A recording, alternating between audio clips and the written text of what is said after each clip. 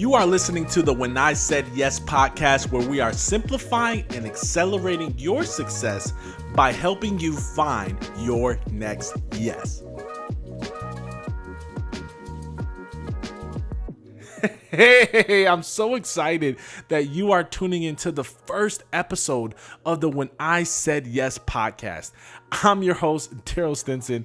I'm a former Division I athlete, a business expert, a pastor, and a suicide survivor. I started this podcast because I want to simplify and accelerate your success by helping you find your next yes. Here's what I believe, okay? That success is less about all the tasks that you have to do and more about the decisions that you need to make. Like the yes decisions. You know, the thing that you would do if you had no fear, no insecurity, no worry about what people think. Like if you knew you wouldn't fail, what would you do? That, my friend, is your yes decision. And I talk about this a little bit more in the trailer episode. And I encourage you to hit pause right here before I introduce you to the guest for our first episode and go back and listen to the trailer so that you can hear my heart, my passion, and the vision behind why I started this podcast and what I know that you will get from it. Okay. So without further ado, let me introduce you to Alan Lazaros, who is going to help us to say yes to peak performance. Years ago, at age 26, after being involved in a nearly fatal car accident, Alan questioned everything. His father passed away in a car accident at age 28 when Alan was only 2 years old. So this car accident that he had been in really shook his snow globe, as you can imagine. He questioned everything. What if this was it? Did he live a life that was true to himself? How courageously did he fight for what he believed in? How fiercely did he love? Not liking his answers and filled with regret, Alan decided to change forever. He decided to say yes to peak performance. Today, Alan's a professional speaker, a peak performance business coach and consultant, and the co-host of the Hyper Conscious podcast. Between speaking, podcasting, coaching, and consulting, Alan has clocked and tracked thousands of hours, inspiring, motivating, and educating others on how to master their systems and design a magnificent life on their own terms. Alan believes that life is all about choices. He grew up his entire life hearing stories about his father, and he can tell you from experience that how you die isn't going to matter. What's going to matter is how you choose to live. Ladies and gentlemen, I'm so excited for you to tune into this episode because we get deep into Alan's personal story about his accident, his relationship with his father. We talk about his experience of being a podcast host. And most importantly, we talk about how you can say yes to peak performance and practical, tangible steps you can take to become the best version of yourself. So grab your notebooks, mark this episode, get ready to tune in to Alan Lazaros and say yes to peak performance. Here we go. So yeah, let's get after it, bro. Tell the audience a little bit about yourself and some of the story that maybe I didn't mention in my intro. Okay, so I've got a short version, I've got a mid version, and I've got a long version. I'll try to give you the mid version. So I often start my story like this. When I was 2 years old, I lost something very near and dear to my heart, but I also gained something else. So I lost my father when I was 2. He passed away in a car accident when he was 28 years old. Wow. And so I grew up without a father. Now, the thing that I gained is I was raised by 2 women. So my older sister's 3 years older than me and my mom. And so I had kind of these 2 women that nurtured me, took care of me. And I think being raised by 2 women has ended up being a huge strength in the long run. In a lot of ways that we'll get into. But so fast forward a bit, I'm about 8 to 10 years old. I don't remember exactly, but I remember vividly being in the car with my mom, and we are driving past WPI. It's a college in Massachusetts in Worcester called Worcester Polytechnic Institute. And at the time, my uncle was the track and field coach there. As a matter of fact, he's since passed away, and the track and field is actually named Norcross Field after him. And so my mom said to me verbatim, "Really smart people go there, Alan. You're really smart. You should go there one day." And so I didn't realize at the time, but I realize now, she was planting a seed in my heart of something to aspire to. Right. Now, fast forward where it's 8th grade, and she actually did something really interesting. Now, my mom from a very young age always tried to explain things to me. My sister and I still joke about how we never got punished, we got lectured. And it's like, now I understand the value of that, but it's like, oh, not another lecture, right? She always wanted us to know why, why. And now I live sort of hyper-conscious, understanding why things are the way they are, so now you have the power to change it. Right. So here we are, it's 8th grade, and she always taught me life was about choices. She said verbatim, Alan, you can be a CEO or you can be a farmer. I'm going to love you either way. But if you're a CEO, you can wake up one day and decide that you want to be a farmer. You can't necessarily do it the other way around. I've actually told this story before, Darryl, and someone got all upset with me. It's like, my aunt's a farmer. They work so hard. It's nothing against farmers. My mom was trying to explain, aim high and you'll have choices. Right. And so it's 8th grade, and she said, Alan, I'll make you a deal. You can take 8th grade off if you promise me that you get the President's Award in high school. The President's Award, again, something to aspire to, is having a 95 or above GPA, all for every report card all through high school. There's 4 report cards. Oh, God. 4 years. Yeah. Oh, man, your high school is so much different than mine. Yeah, exactly. So I got 1 B+ in honors English, never took honors English again.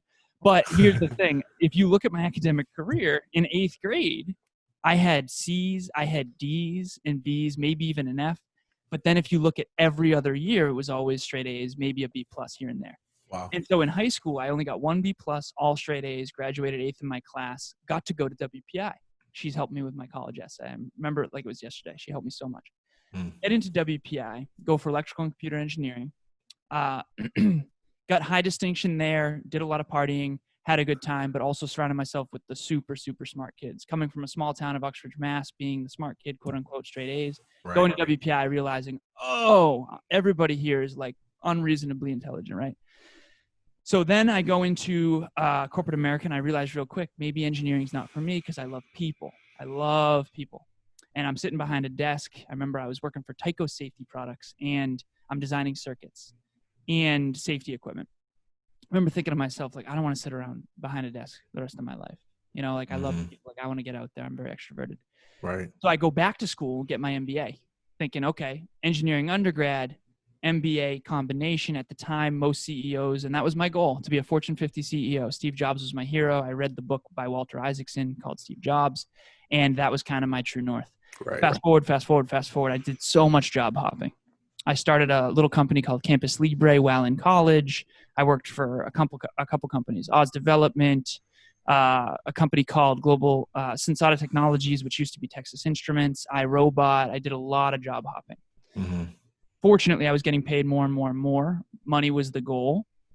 I end up eventually at a company called Cognex. I started an inside sales team there. I finally hit my 6-figure mark, and I was super excited about that.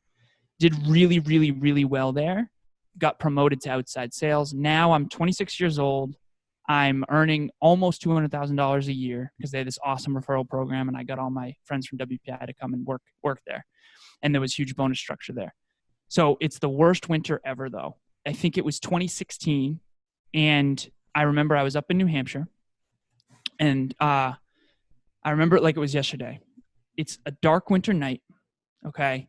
The snowbanks were like way up. It was like a horrible winter with tons of potholes, and I was doing tons of traveling, so I wasn't really happy. I didn't like my job. I didn't like my life. Remember, a little bit of a connect the dots here. In high school, I did some partying. In college, I was in a fraternity. I did some partying, had some fun. Then in sales, alcohol is a part of that culture as well. So there's kind of like this thing. I'm not taking my health very seriously. I'm more focused on money and success than I am on fulfillment. Okay, so here I am, 26 years old with my little cousin. And the road I thought stayed right, it actually stayed left. We were headed to a TGI Fridays. I looked down at the GPS because it's up in New Hampshire. I don't know where I'm going. It felt like a split second. I look up and I see the brightest lights I'd ever seen. Okay. Now, for those of you out there listening, a lot of people talk about a life or death scenario, but if you've ever had that moment where you lost a loved one or you lost a pet or you had a life or death situation, it gets you to question everything. I legitimately, like, every time I tell this story, I kind of get chills because I actually thought that was going to be it for me. Like I genuinely had that moment of this is the end. Wow. Now, circle back, right? My father passed away in a car accident when he was 28, and I've seen the picture of that car. I was 2. Now I'm 26 at the time, and I just almost lost my life. Fortunately, I was driving a 2004 Volkswagen Passat, which I used to call the tank, German engineering, just a very heavy car, really strong car. And fortunately, both airbags went off. Me and my cousin are okay. His knee was a little bent out of shape. My face got hit on the airbag pretty hard, but we're good. We're okay. Physically, I'm sitting in an armchair drinking whiskey at my cousin's house in New Hampshire. And I'm questioning everything, Darryl. I'm just like, oh my God, what if my whole life was wrong? You know, did I courageously fight for what I believe in? Did I love as fiercely and openly as I could have? Did I live my life to the fullest? So now I have this quote that I say in all my speeches, especially when I show the car, because the car, this is not a fender bender. The car is completely smashed in, totaled. Wow. Right? And I say this simple quote that's profound. And you cannot see the stars during the day. They're always there, but sometimes it takes the darkness to see clearly that which you simply could not within the light. And what I saw in the darkness of contemplating my whole life, I say shake the snow globe. Whenever you have a life or death situation or death of a pet or death of a loved one, it shakes the snow globe. It gets you to question things. I was questioning everything. The 2 questions I came to: how courageously did I fight for what I believe in? How fiercely did I love? And the 2 things that I found that now in hindsight, looking back when I was in the dark, number 1, Tony Robbins' TED Talk on the 6 human needs changed my life, changed the way I think about everything. He talks about what we're really after. Number 2, a book by Bronnie Ware called The Top 5 Regrets of the Dying. To this day, Darryl, I have a flashcard in my pocket right now with all 5 regrets. It's all worn and torn. And we've actually gotten to interview Bronnie Ware. She's an Australian woman. She worked in hospitals for 8 years. And she thought her job was to take care of the terminally ill. Her real job was to listen. And she noticed these patterns. I wish. Wow. Number 1 regret of the dying is I wish I had lived a life true to myself and not what others expected of me. And I was so guilty of that. I did what I thought I was supposed to do. Yeah. Based on, again, those seeds of dreams planted inside of me from my mom or external circumstances, rather than following my own inner compass. Right. And so after that, man, I went all in on my dreams. And I know you've had a similar situation in your life where you had, a near death, I believe, suicidal potential experience, right? And you went all in after that, Darryl, and on, the light within you. Yeah. And so that's my new thing now is life's about choices. But if you're not aware of all the options, you're not actually choosing, you're defaulting. Oh, that's good. That's good. I knew this was going to be good. This is going to be good. Like, number 1, like, plug your podcast. Like, you guys got to go listen to my episode on the Hyperconscious podcast because it was equally as fire. Like, it was just, there's a synergy, man. And you know what? Like, I didn't even hear your story prior to being interviewed on your podcast. But, like, I'm listening to this and I'm like, dude, how did that not come up when we were talking? Probably because you guys were so focused on me. But you had to been going like, dude, this is similar to my story, right? Yeah, like, number 1, like, I speak all the time. I'm getting ready to steal, like, your quote. Because I'm like, man, like, my story is so in alignment. And, like, did I tell you about the car part? Where, like that was how I was going to make my last suicide attempt, was actually in a car. Like, and so, like, it was so crazy. My mom threw herself over the hood of the car, like, kept me from driving. And, like, it's just long story here, but man, like, there's a lot of similarities in that too. And you're right. It did light a fire and ignite a fire in me. And I can see that in the way that you lead your business and the way that you coach others. I've attended a couple of your coaching calls, and obviously just watching you from a distance on social media, seeing how you show up, the energy you bring. Like, there is a driving force, in my opinion, that only comes through a series of deep reflection and understanding, right? And one of the reasons why I wanted to bring you on is because I see you talk about peak performance so much that I feel like you can help the audience understand how to become the best versions of themselves. And let me preface this, and I'm going to shut up, is like, I know that's a buzz term right now. I told somebody this the other day. I went on a rant and I was like, if I could just eliminate the term life coach from the earth, Right. like I would, Right. because there's people who are life coaches who have no life experience, but Right. and they use that term, become the best version of yourself. And it's just a buzzword and they really don't know what they're doing, but you do know what you're doing. And so like, this isn't a buzz term. This is something that he has had success with, and he is continuing to reach his peak level, and then stretch higher. So really help us figure out how we can reach our peak level of performance. So I really, really appreciate those kind words. And I did actually feel that way when you were telling your story. I was like, wow.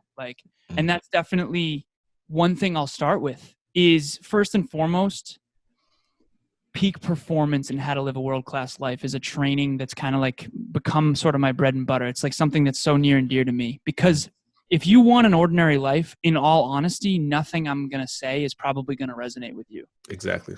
But if you want an extraordinary life, you're going to have to learn how to not just do the ordinary stuff. And what do I mean by that?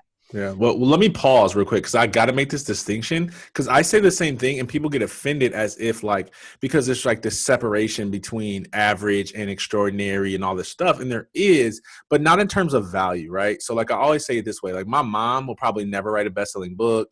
Like she'll probably never be on a TEDx stage. She probably never have an 8-figure business, but I wouldn't be here if it wasn't for her. So we're not talking about value. Your worth is not determined by how much money you make, or even how you perform. We're just talking about like being results oriented and becoming the best version of yourself, if that's something you desire. Okay. So like, this isn't a worth conversation, so don't get offended, but just listen to this if you want to level up and there's more dreams, more like ideas, things that you want to take out of your mind and actually see manifest in your life. This is what you want to tune into. So go ahead.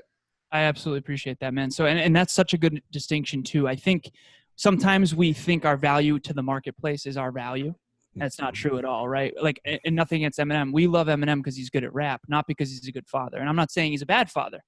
Right. I'm just saying the marketplace will value you for your skill sets. Come on. Your intimate partners, your family will value you for your character. There we go. I think character will bring fulfillment. I think success is dependent on the marketplace and the value you have in your business and in others. And so one thing that I'll say about peak performance is this is not woo-woo. This is not intangible. This is not anything that you cannot do in your own life should you choose to. But here's what I will say. I think we misunderstand what it really takes for peak performance. And so I'll start with this. So we see Tom Brady on the Super Bowl stage holding the trophy for 30 seconds. Mm-hmm. We don't see the 30 years of hard work, 5 a.m. workouts it took to get there. And I'll start with this quick story. I was giving a speech on hyperconscious leadership to a group of high school athletes, Medway. And it was like 30 or so high school students. And some of this stuff is heavy for someone that young of an age. And I remember I pulled up a slide up on the big screen of Tom Brady with his 6th Super Bowl trophy, right? We're in New England. Who here loves Tom Brady? Everyone's hand shoots up.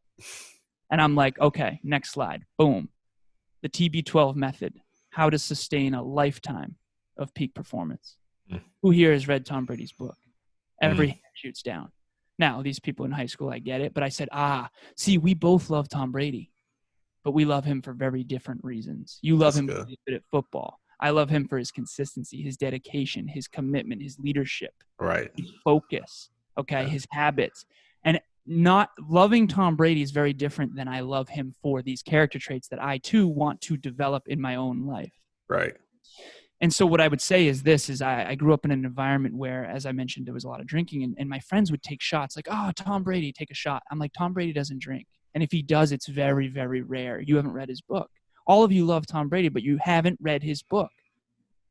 That's interesting. Do you love him as much as I do, right? And so why is super important, okay? If I go to the gym because I want to be as fit as possible to be, a natural aesthetic men's physique fitness model who inspires countless others to try to be in shape, that's a very different reason than I feel like looking good on the beach next weekend. See, one is an infinite game that never ends of bettering my best which Right. is peak performance. The other one is I want this external thing that, by the way, if your goal is to look good on the beach, you may never look as good as quote unquote someone who has that infinite game true north. Right. And so I think peak performance starts first and foremost with a simple understanding that this is about mastery, and mastery never ends. Mastering the self, mastering your own ability to maximize your potential. And we can talk about a lot of the ways to do that in terms Right. of practicality, but Yeah. Yeah. that's What do you think is the number one, like if you had to pick one thing for someone to master, what would it be? I think I know the answer, but I don't want to be wrong. I would say master yourself. Okay. Master your ability to get yourself to do, say, think, and believe the things that are congruent with your greatest self. So I talk about the PMES system, and I co-hosted or co-created this with a client of mine, Alex Hinkle. Shout out to him. It's called physical, mental, emotional, spiritual. So I believe that this is the 4 facets of the human condition.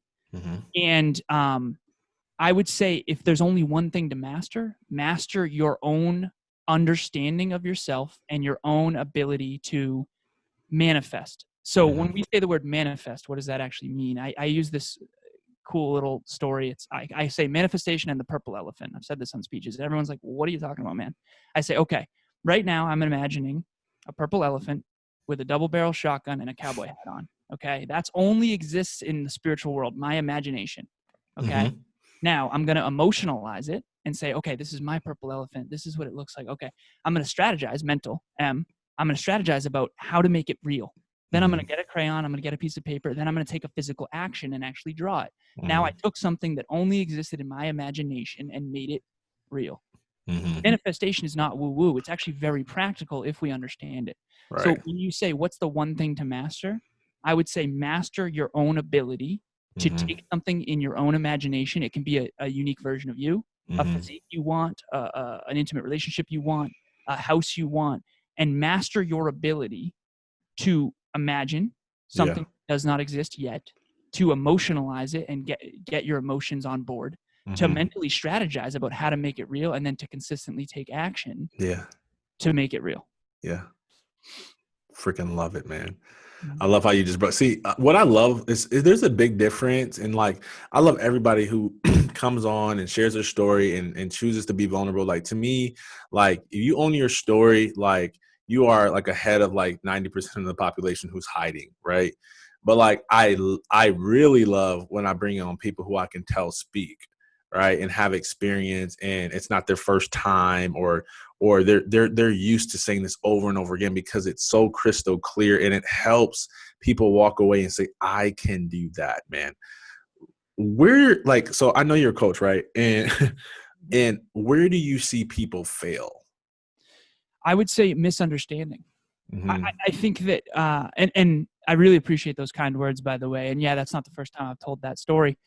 And I think that's also because I'm mastery driven as well. I mean, I've done, and there's a reason. I'm not saying this to brag. I'm saying this because we're talking about peak performance. I've done 461 podcasts. There's a reason I know that number, right? If you ask Michael Phelps his time swimming, he's going to know the exact time.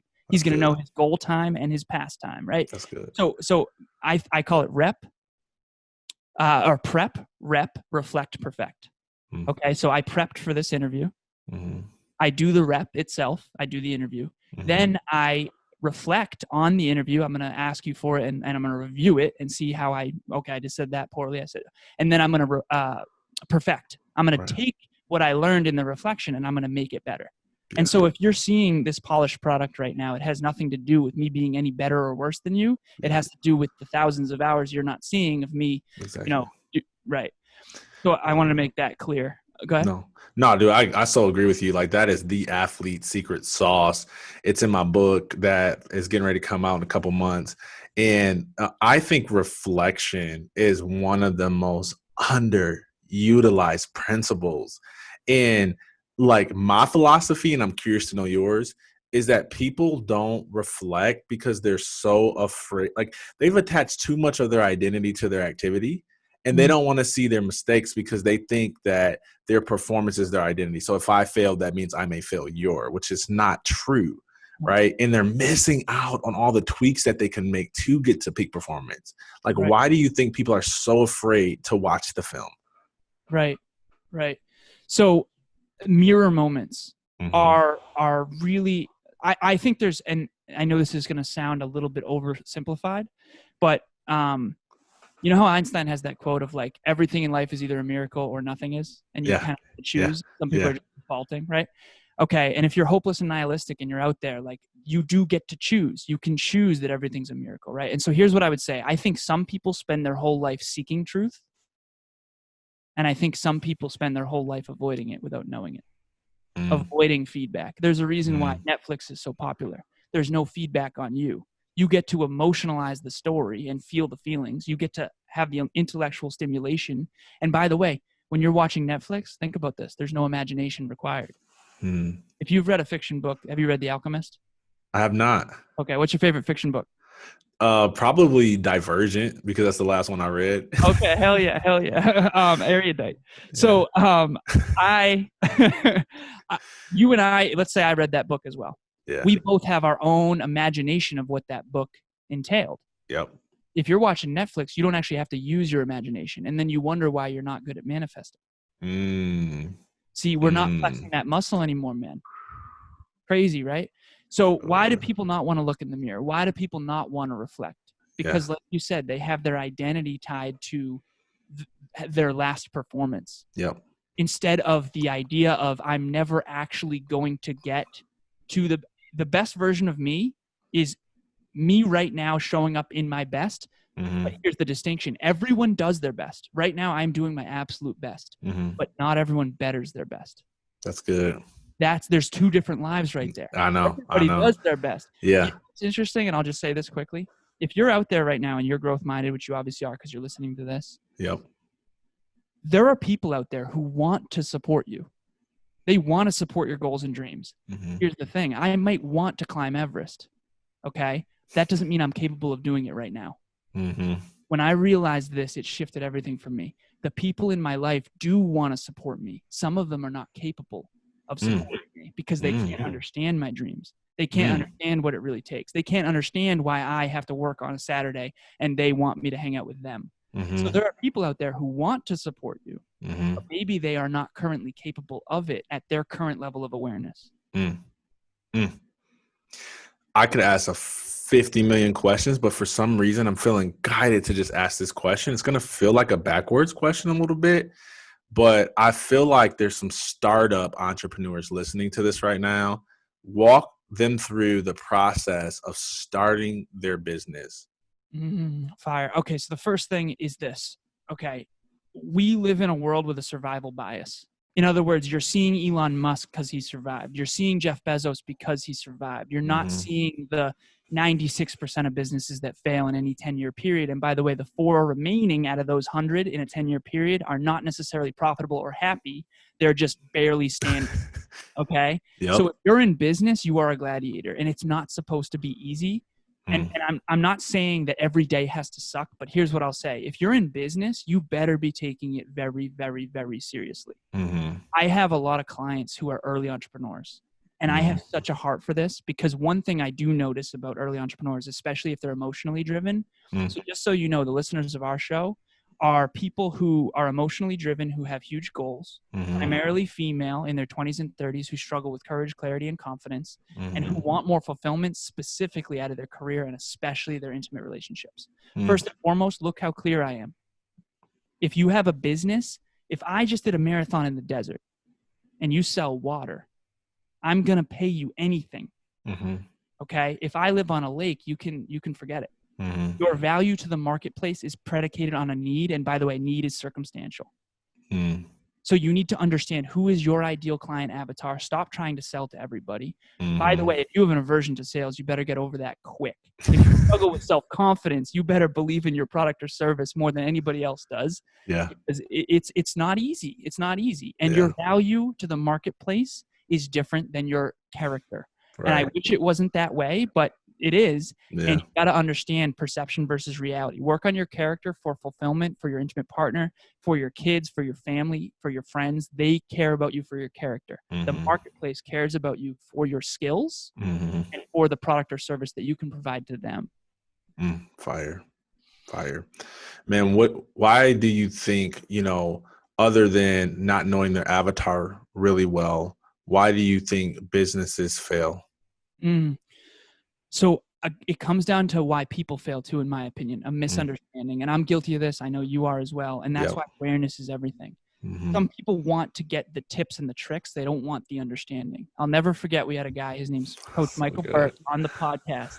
And he said, success comes down to making good choices. True or false? Okay, true. Okay. But your choices can only be as good as your understandings. Mm. Quick story. I remember I had a client, I did personal training for a time. And I remember this was really fascinating for me. And this client, I said, what's your dream physique? Let's create a vision. Okay. Otherwise, you're just going to drift around. What's your vision? He said, okay, this is my phone background. He showed me a physique of Sadiq. Do you know who Sadiq is? Are you in the industry at all? I'm not. Okay. So if you were big into bodybuilding, you'd know the name Sadiq. Anyone listening, you probably do. So Sadiq, in my opinion, is on, some performance enhancing drugs. And I remember, right? So I remember my client saying, I really want to look like this in 10 years from now, but I don't really like weight training. And I remember, Okay. right. So I said to him, and I said, I mean this with love, but forget it. It's like, literally, if you don't like weight training, from my sense of awareness, you will never actually achieve that physique. So here's why businesses fail. Here's why people fail. The goals they've set, they are not aware of the behaviors required of them to actually achieve it. Yeah. It's like, I want to change the world, but I also really like the beach every Saturday. I know. If Michael Phelps decided to play basketball on Saturday and Sunday, he's automatically not Michael Phelps. He likes to swim, right? And he focuses on swimming even when he feels like playing basketball. Dude, I was so chest bumpy right now if you were in person. It's just like, yes. Right. Yes. Because I say this stuff and then people are looking at me like I'm crazy or too driven. And I'm like, no, this is not being too driven. This is actually like the foundation of being a highly productive entrepreneur or individual in life, right? And like, I know you think this way, but I just want to inject this real quick. It's like, so yeah, like I agree with you. Like if you don't want to do the behaviors that are required for what you want out of life, like quit, right? Like get a different goal. But I will say this: before you quit, before you get a different goal, try to change your psychology. Right. What I mean by that is, the same way I was just talking to a client about this last week, and I did a video on my Instagram. I don't know if you saw it, but I was just like, she wasn't growing in her business. And I said, like, why not? She said, I don't like to sell. I'm like, so who on your team is doing the selling? Right? Nobody. So I'm like, so you don't like to sell. Nobody's doing the selling. Can you see why you're not making money? Like, and then I said, like, but do you like to serve? Well, yeah, I like to serve. I like to give. She's like, the lady's one of the most giving people that I know. And I said, your psychology about sales is messed up. You think selling is taking when actually it's exchanging value, right? David Meltzer, says that it's like taking $1 from somebody, giving them 10. I like to say that it's selling at its highest form is actually serving, right? That's fine. And so if you change your psychology about a thing, it will change what you think about it. It will change how you show up. It will change how you value it. What's your thoughts on that? I think and by the way, that's absolute fire. And this is synchronistic because yesterday I gave a training in a private Facebook group called Fearless and Fortunate, and on selling with integrity. Yeah. So selling with integrity is a program that I created that I see people who have these big dreams, and it's like, if you don't overcome your aversion to sales, I don't know if you're going to be able to manifest that thing. Yeah, you're not. Yeah. Dale Carnegie has that great quote. He's like, he who has this skill has the whole world with him. He who does not walks a lonely way. So if you don't have influence, persuasion, I actually said, instead of saying I'm going to sell you, say I'm going to help you. Yeah. Instead of saying I'm going to sell others, I'm going to empower others because they're the same thing. And so here's what I would say. You have a relationship, if you're out there listening, with everything. You have a relationship with whether or not you like the outfit you're wearing right now. You have a relationship with your haircut. You have a relationship with money. You have a relationship with Netflix. You have a relationship with whether or not you like your phone or if it bothers you. You have a relationship with whether or not you like checking email or not. Here's the thing, and this is what I learned. I learned a lot from fitness coaching, man. So in my opinion, if you want to be in really, really, really great shape, you're going to need to change your relationship to the scale. You're going to need to change your relationship to counting calories. You're going to need to change your relationship to going to the gym, right? So my question is this, and this will be a quick story, but I was up in New Hampshire. When I was young, I was in college and I had allergies. And I would go to this allergist for like the longest time, right? And I would get allergy shots. What an allergy shot is basically giving you a little bit of the allergy so that you can expose your central nervous system to it so that your body would stop overreacting. So if you've ever studied allergies or had allergies, you know that it's immune system's overreaction to something that's not dangerous, that it thinks is dangerous. So if you were a kid, got stung by a bunch of bees, had a traumatic association to that, now all of a sudden your immune system freaks out when you get one little bee sting, even though it's not life-threatening. I go to this allergist in New Hampshire, and I'm young at the time. And I swear to you, they hook me up to their computers, and they send a signal into my central nervous system for dust mites. I was allergic to dust mites, while simultaneously stimulating my spine with this little massager thing. And I went for a few treatments, and it got rid of my allergies. Here's what I'll tell you. Dr. John Gottman talked about this. He did experiments where they took a married couple, put them in a room, and could record them for 30 seconds. And within, I think, 80 or 90% accuracy, don't quote me on this, they followed up 10 years later. They could predict who would divorce and who wouldn't. And what they looked for was contempt and resentment. Wow. Now, we all have an association, a feeling in our central nervous system to everything around us. After I got in my car accident, I was triggered by double yellow lines. I kept getting pulled over because I was so far on the right side of the road because double yellow lines scared me. So if you have a trigger when we talk about money, you have a trigger when you hear the word sales. If you have a trigger when you step on the scale, I'm telling you, those things own you. Fear is running you, and you'll always have an aversion to that which you don't understand and that which you fear. Wow. So if you want to stop fearing something, go dissect it. Go learn about it. And then you'll stop fearing it. Business feels like, I remember back in the day, like starting a business, oh my God, that's so hard. Now it's like, it's so much simpler than you think. I know. It's not easy, but it is simple. Okay? And once you understand it, it's crazy. So that's what I would say is you have a relationship to everything. Check in on your relationships and make sure they're positive and not negative. Man, absolute fire. I want to this is a drop the mic moment. Like if y'all don't take that and go reach peak performance, nothing's gonna help you. I don't know what else to tell you, man. There's a term that floats out there. It's called heart-centered entrepreneur, soul-centered entrepreneur. Man, I would consider you to be one of those people who are really heart-centered. And I'd even throw some gasoline on that and say, you're definitely purpose-driven as well. Typically, when I encounter individuals like yourself on this podcast or any type of co-venture, I always love to give them the opportunity to share their heart for a minute. And I want, before we get into how people can connect with you, follow you, learn from you, grow with you, to take this last portion and just let you share something that's been burning in your heart. I really, really appreciate that. And I appreciate the kind words. And I'm so grateful that shines through. I do think there's a lot of people that would hear this stuff and consider me arrogant or something. And I try to stay as humble as possible, but I also get fired up about these concepts. When it comes to the vulnerability piece, and here's what I'll tell you too, if you want to live a peak performing life, you're going to have to really recruit every part of you. And so what I tell people is this, I say, if you figure out what gets your heart, emotion moves mountains. I would say, what pisses you off the most? What makes you cry?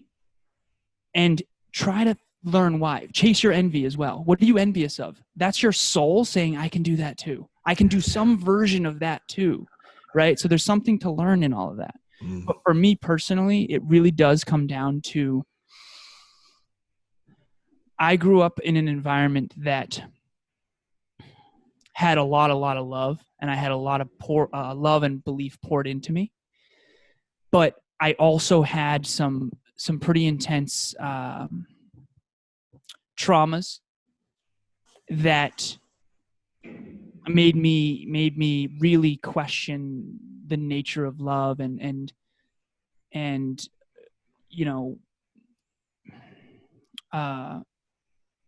so anyone who's ever dealt with any abuse, okay, it really messes with you, especially when the person who's doing the abuse is someone you love so dearly, and you genuinely do love them too. That's the interesting thing. And so I won't go any farther than that, but here's what I'll tell you, just because I don't want to incriminate anyone. I don't want anyone to assume who it was and all that. What I will say is this: in my darkest moments, I kind of always knew I had a choice. And I'll tell you this: when the past is really, really, really painful and the present is really, really, really painful, you have no choice but to go into a brighter future and create a vision.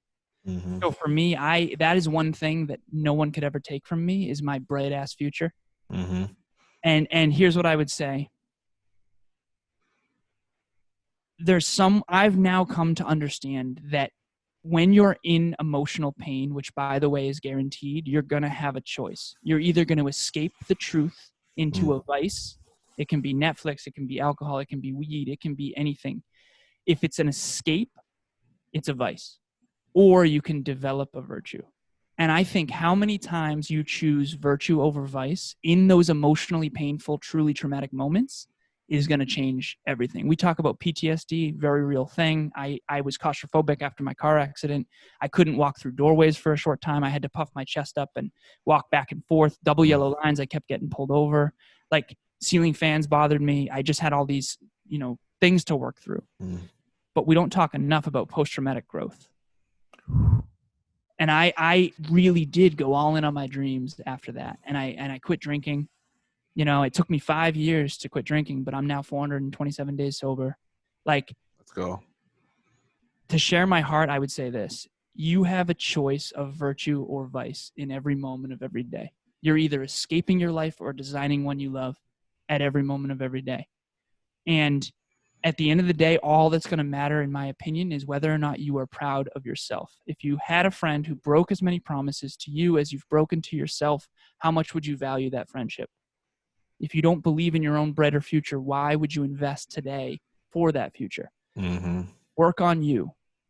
You are lightning in a bottle for every interaction in your life. If you work on yourself, personal development would have saved my life, man. It would have saved so many people I love's life. And that's why I'm all in on it. Right. And so personal development, in my opinion, is where all the answers are. Mm-hmm. And that's what I want to share is if you're out there and you're unhappy, work on you. And I promise you, happiness and fulfillment, it will be a byproduct of you getting better. Fire. I'm sitting here like, I don't know whether to host, take notes, shout, run. This is amazing, man. You guys know how this goes. This is the moment where you have to make a decision. I believe that success is less about the task you need to do and more about the decision that you need to make. What's one decision that you can make today? You're already, by listening to this episode, saying yes to peak performance. But specifically, what's one action item can you take to go after your dreams, to repair your relationships, to thrive? Maybe you need to go back and listen to some of your episodes. Like maybe you need to actually reflect on that last argument you had. What did my man say that you can apply to your life right now? Because here's what I want you to do. I want you to write it down right now. I want you to remind yourself, do a voice memo, whatever you have to do, because this is your moment to say yes. When you say yes, everything that's attached to that yes will unlock for you. And that's why I'm excited for you. My man's Alan, tell them how they can connect with you. So if you're interested in connecting between me and my assistant, we get back to everybody. So you can do Instagram, you can do Facebook, you can do LinkedIn. You can also email me. If you go to the hyperconsciouspodcast.com, there's a contact tab. You can contact us there. We also have a mastermind every Monday at 6 p.m. Eastern Standard Time. You can join Hyperconscious Nation. If you go to the hyperconsciouspodcast.com, at the top, there's a tab that says #join Hyperconscious Nation. It's a community of people that are all about vulnerability, facing their fears, chasing their dreams. It's just wonderful. If you're out there right now, there's probably persons, places, things, and ideas in your life that are not in alignment with your greatest self. And I know that because I have that too. I recently created the alignment audit, which is a bunch of questions to get you to realize like, oh, maybe that behavior no longer is serving me. Maybe that person wants to help me succeed, but isn't capable yet, right? So I would just say, reach out. Between me and Amy, we always get back to everybody. Even if I can't help you, I guarantee you I know someone in my network who can. Love it. Make sure you go connect with him. We're going to put all those links in the show notes. Man, today has been awesome. Make sure you go ahead and leave a 5-star review, because this was definitely a 5-star recording. And make sure you share. Don't be stingy with the information. Sharing is less about me or us going viral. It's about getting this information to people that's out there, because personal development saved our lives, right? It made us who we are, and it can help other people. People need to stop living in shame and know that they can actually have post-traumatic growth. I love that. I love that term, man. All right. Till next time, y'all, we love you. Peace. Talk to you soon. You are listening to the When I Said Yes podcast, where we are simplifying and accelerating your success by helping you find your next yes.